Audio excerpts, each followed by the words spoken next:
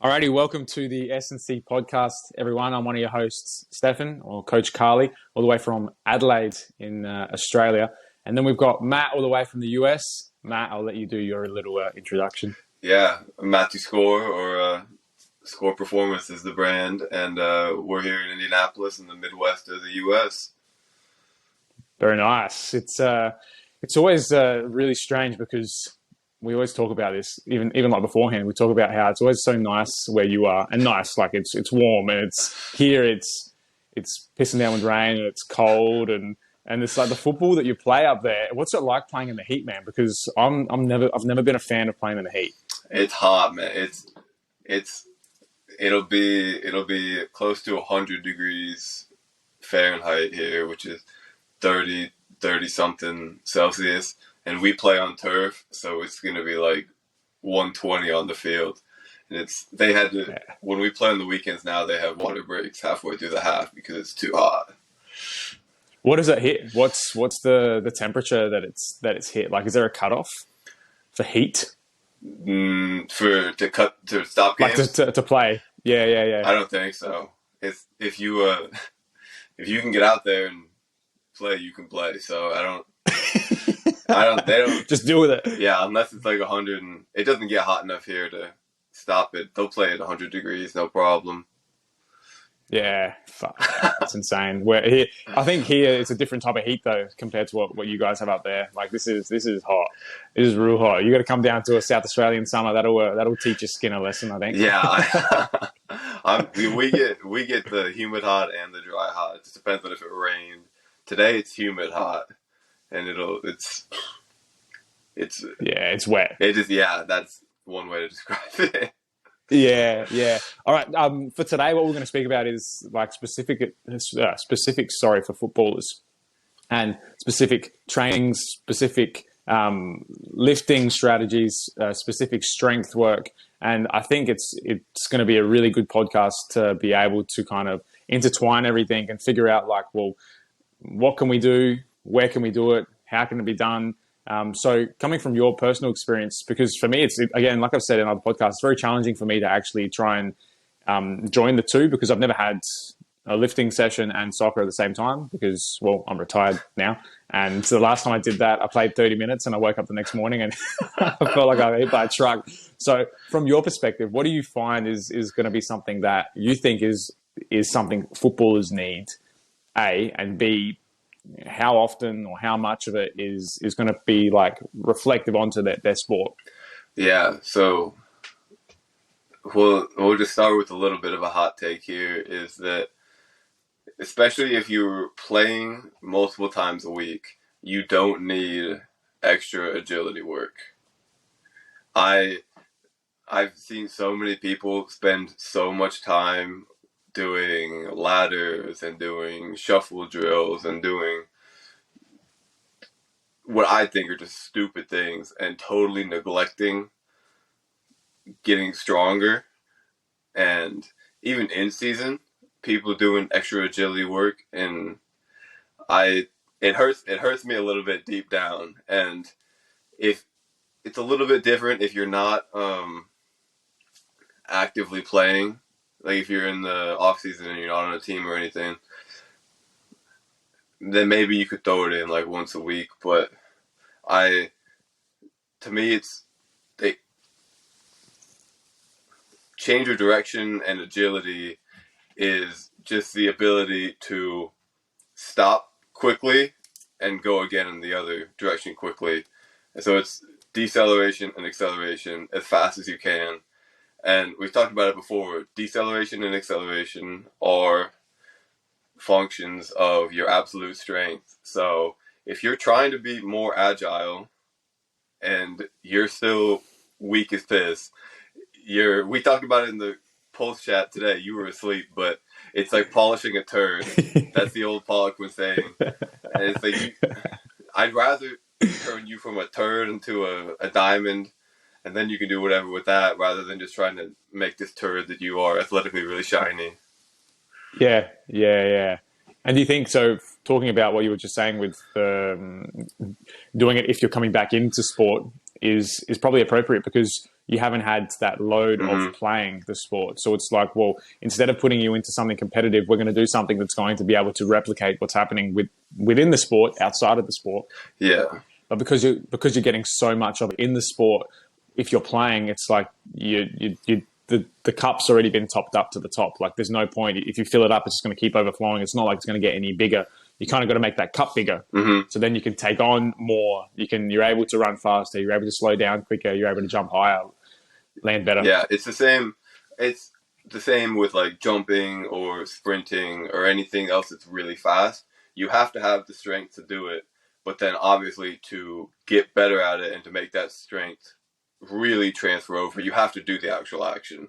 Like there's in no way am I a proponent of you're going to get super fast, jump super high, be super agile if you never do anything in that same time frame of less than 4/10 of a second. It's really fast, but you have to have that base to be able to improve on it. So what are your thoughts then on actually practicing sprinting and practicing jumping? Do you think that that's necessary to then be able to level up that skill?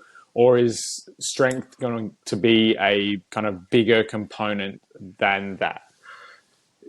Yeah, so I mean, it sort of depends on. So if you're a basketball player and you want to jump higher, I'm going to do almost exclusively strength training work with you, because if you're training 4 or 5 days a week playing basketball, you're jumping 50, 100 times every day on the court, and you're going to have some fun, do some dunks afterwards, get your max effort jumps. I'm going to do almost all strength work with you. But off season, you're not jumping as much, you're not playing. I'm going to add in some plyos, not as often. Once, maybe twice a week. I don't think you need the same kind of huge volume that we see a lot of times with trainers and athletes. But I won't add that in until I think you are structurally sound enough that your body can handle the load. So if you have knee pain and you have little sticks for quads and you have no strength, I'm not going to throw you into jumping twice a week. I'm going to still work those tendons and develop that ability to produce force and become tendon dominant and not have that major injury through different means. It's not going to be through jumps really fast, really heavy, not heavy, really fast, really high intent jumps. It's going to be more through long range, heavy things, not necessarily that heavy, but relatively heavy, to build up those tendons first and build a base of you that's big enough that you can actually start to do fast and more maximal intent kind of plyometrics. And everybody starts at a different spot. Most people can do a plyometric of some sort. Like almost anybody can do ankle hops, like just pogo jumps, just bouncing. But I wouldn't trust everybody to do a depth jump. You need to have the stimulus to improve at something. So for a footballer, I wouldn't have as much sprinting. Like you want to be fast sprinting, but you're not a sprinter. So I'd have you sprint if you're in the off season and you're not playing, but if you're in season, I'm not going to add an extra sprint. You have so much load, and there's other more bang for your buck exercises that prevent injury more and can still help you get faster.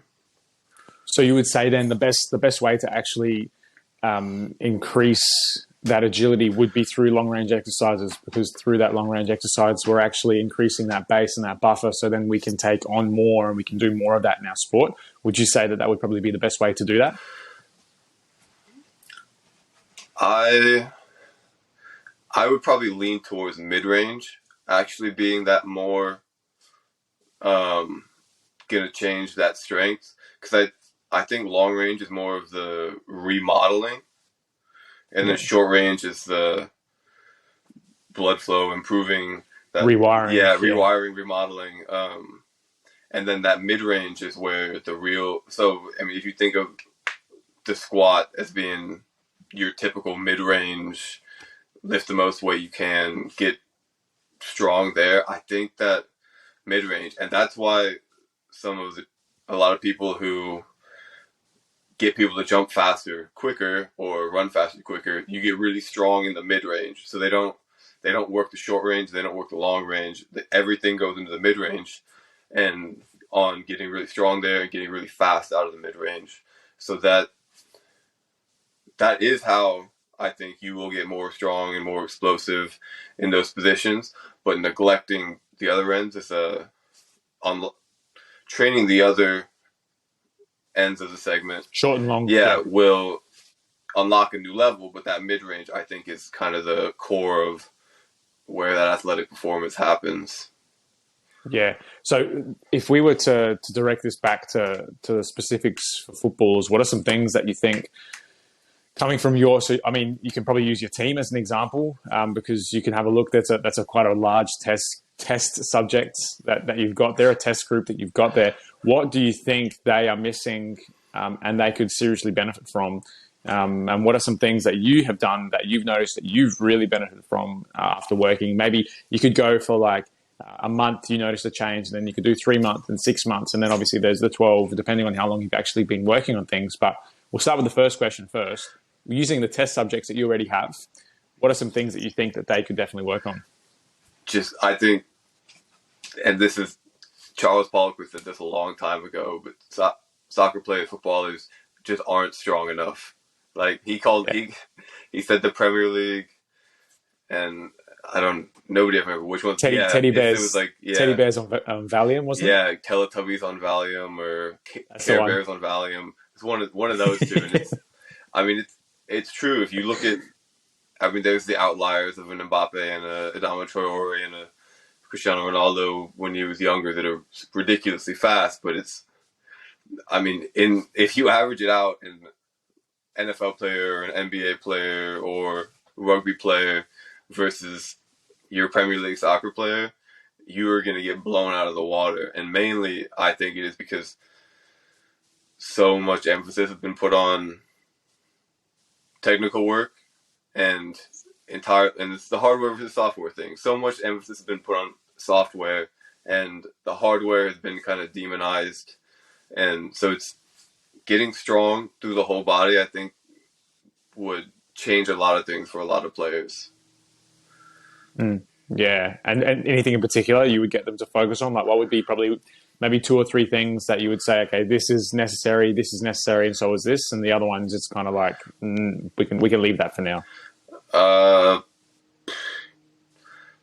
Ankles, posterior chain, and full squat would be and that's a lot there. Like because I wanted to say hamstrings, I wanted to say low back, and I wanted to say a full squat. So you could call it that, but a lot of people have problems with their ankles and feet. We did an episode on that, but posterior chain and full squat. Yeah, you did well there, man. I'll put you on the spot big time. with like you said, we've already spoken about ankles. So with posterior chain, from my personal experience, I've never pulled or tweaked the hamstring or anything like that. If anything, it was my quads that would constantly get that stiffness and that soreness and that feeling of like a strain.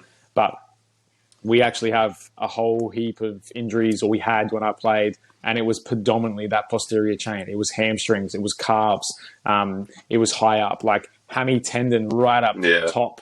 A lot of stiffness as well in through like your low back. But then also in between, like in Australia, we haven't experienced the turf that you guys have experienced for probably your whole life.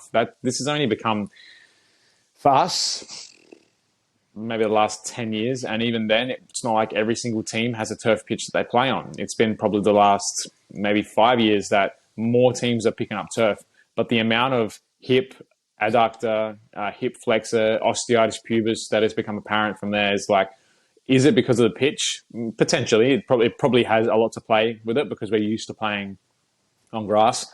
But then what's lacking in strength there? Like there's something that's not strong enough, and there's a reason why it's happening.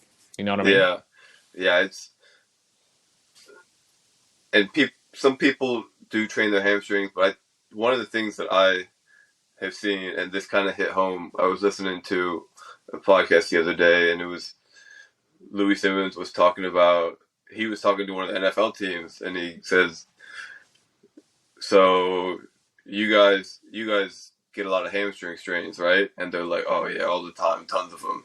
And he's like, you guys strengthen your hamstrings? They're like, oh yeah, every time or all the time, whatever. He's like, you stretch them? They're like, oh yeah, every day. And he's like, you still get a lot of strains? He's like, yeah.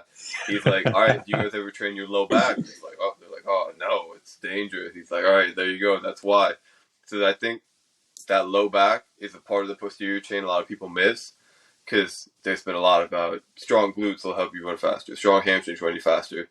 But people forget about the low back, and that if you have a weak low back, a lot of that force is going to get put onto your hamstrings and into that kind of connective area between your glute and your hamstring. So I think that can be part of it. And then general, I mean, just even some people just have total weakness in their hips. So do you think that having that turf actually causes more injuries in soft tissue? And well, excuse me. Well, I just find it ironic.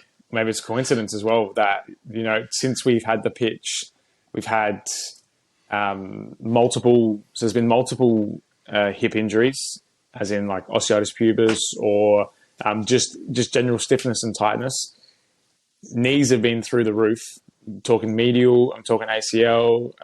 One of the guys probably 2 years ago, 2 or 3 years ago, he he tore his ACL and fractured his tibia, I think it was as well. And then another two guys tore their MCLs just from nothing. Like there was no tackle, and they just, nothing at all. Me, I mean, I'm another one of those as well. Mainly joint stuff, ankles too. I actually had a foot thing as well. I dislocated my talus. yeah, I think it was or no, it was something else. It was something in my foot. I dislocated, and I just stepped. That's all I did. I didn't do anything else. I stepped and turned, and it just popped out and popped back in again. And it was really strange. I think and the turf that we have here is very grass-like, where the blades of the grass are quite long, but the rubbers. So the rubbers that you guys have, they're black, aren't they? They're black, the black rubbers. Yeah, these ones are different. They're a brownie kind of rubber, which is, I don't know, it's new technology or something. But I still think that there is a lot to be said for older bodies training on, or bodies that are used to that grass aspect, then changing straight away and getting put onto Astro. It's going to take a lot of time, and they've probably relied so much on their buffers from before on grass, where it's like, oh, grass is fine. Grass has this give where you can slip a little bit further and it's okay. Whereas Astro, it's like you hit the ground and you're not going anywhere unless your foot kind of comes off and slides. It's not like the grass is going to go with you. So I think that there's probably pros and cons to playing on turf than to not playing, and vice versa. But personally, I prefer playing on grass. Like a nice grass turf, you can't beat that. Yeah. That's my personal opinion. Yeah,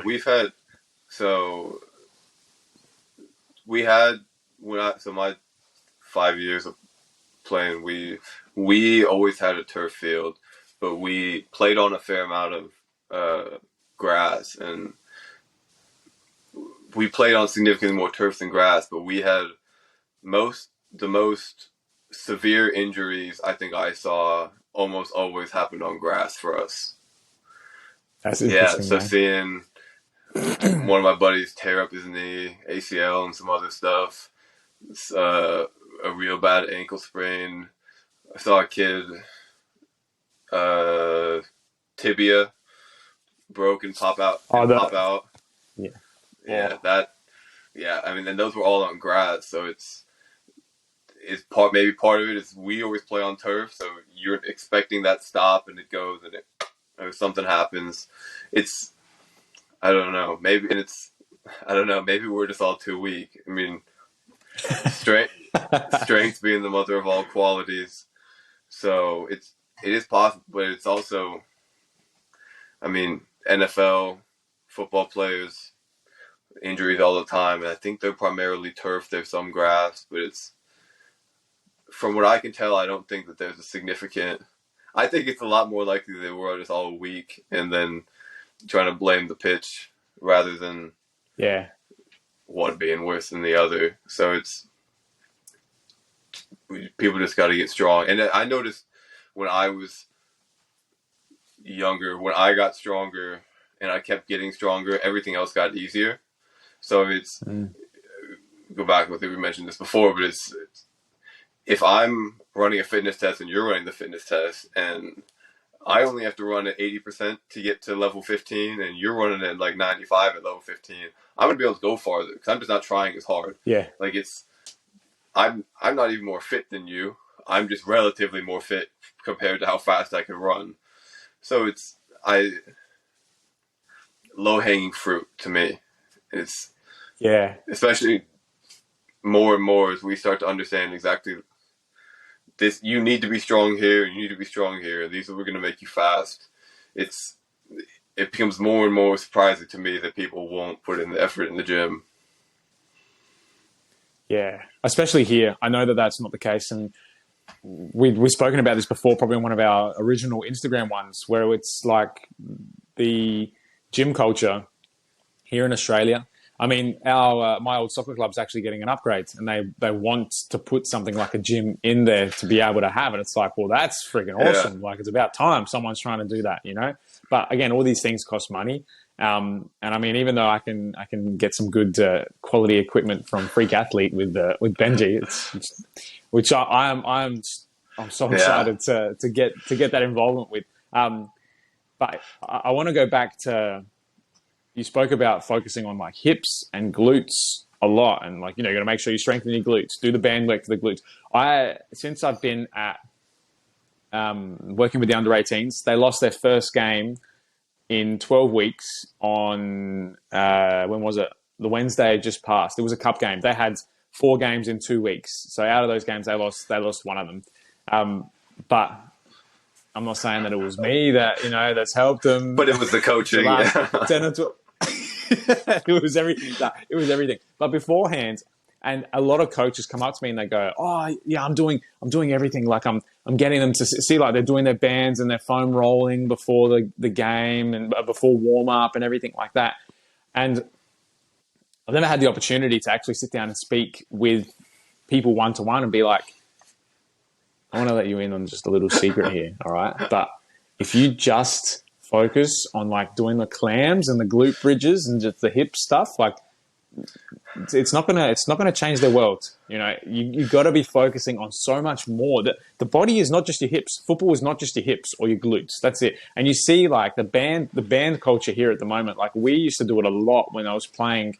When I was playing, we used to do it a lot. And it's like, you got to do band stuff. Make sure you do band stuff. Like do the hip stuff. And there would be some players that be like, I don't want to do that because that actually makes me feel less like I don't have the ability now to be able to perform because my head's dialed into this band work, and it makes sense. But like we're doing all this extra other stuff that's so hip dominant, and you would do some other simple exercises. When we get into the senior aspect, there's a little bit more in terms of hamstrings and quads, but it's not anything that's got substance to it. There's no substance to it. It's just like, just do these. Whereas like if you could do something like an ATG aspect and you've got the backwards running, like it's pretty much what I've been doing with the under 18s for 12 weeks. It's half an hour before training. It's backwards sled. It's forward sled. I'm literally getting the boys to lean back and they're putting their hands out on their shoulders and pressing them forward. And it's like, well, there's a sled for you. Like that is how easy it is to do. But it's not, you're not sitting down and kind of just, you know, going through the motions. Like I want to get you going. You're doing Patrick steps. We're even throwing in a couple of Nordics and reverse Nordics, like just to get something a little bit different going on. Next is going to be like some Copenhagen, which I think is huge for hip stuff. Like for me, when I was playing, Copenhagens were just like, oh, they were top dollar for me. That was like, you want to get value, that is where value is at. And for those who don't know, Copenhagen is like you've got a bench and you pop yourself on a side bridge and you can pop your top leg on the bench and you try and lift yourself up or hold yourself there. That is, I think, along with the Nordic and the Copenhagen together, they're probably two of the best for footballers, I would say, would be in terms of strength. I don't know, that's my opinion. Yeah. And I'm curious to know what you think. Yeah, I do. So one thing, going back to the bands really fast, we did introduce bands when I was in college, and we got rid of the bands because there were more soft tissue injuries than before. So we got rid of the bands, and they never came back. It was like all of a sudden there were hip flexors, quads, adductors, hamstrings, like way more than before as soon as we started that band. So I don't like it before training at all. Yeah, I think I really like the seated good morning, Nordics, and still full squats would probably be my big three. And I really didn't understand Nordics before kind of recently. And so that, I guess, putting those three together, Nordics and seated good mornings kind of cover your whole posterior chain, and then the full squat will give you the squat. I actually really like the seated good morning for the adductors, because that was one of the things, like, I was doing really well with my ATG movements, and I kind of lacked on the seated good morning because it was kind of uncomfortable and hard. And then I pulled my pulled my groin, and I was like, I really don't have the length that seated good morning creates in the hamstrings or the adductors. Like, I could Jefferson curl and get my wrist below my toes, and so my hamstrings weren't a problem with that, and my low back was fine. It was my hip adductors. My adductors were really limiting me and to be able to get down and get into that abs to the bench position. So I actually really like that for lengthening. And I really do think there actually is an aspect of that sort of helping you up a little bit, creating some strength there. But then Nordics for that ability to, prevent your knee from actually straightening out when you're running, and ACL protection. So I think seated good morning is something that people shy away from, but I really like for soccer players, actually. Yeah. I think that there's some really good takeaways from that too. Like, because squat does encompass hip flexors and adductors as well. And the seated good morning is almost like the back end of that. So you're getting like both sides of the sandwich, and then you get the peanut butter and jelly in the middle, the good stuff. Yeah, actually, yeah. Not that I've ever had that before. reverse squats. I think so many. Yeah. That would have to be in my my list. I don't know what I would kick off, but I'd bump it to 4 just because I think hip flexors are so important. Because that's one thing that actually doesn't get hit by any of my 3. There's negligible amounts of hip flexors in the squat.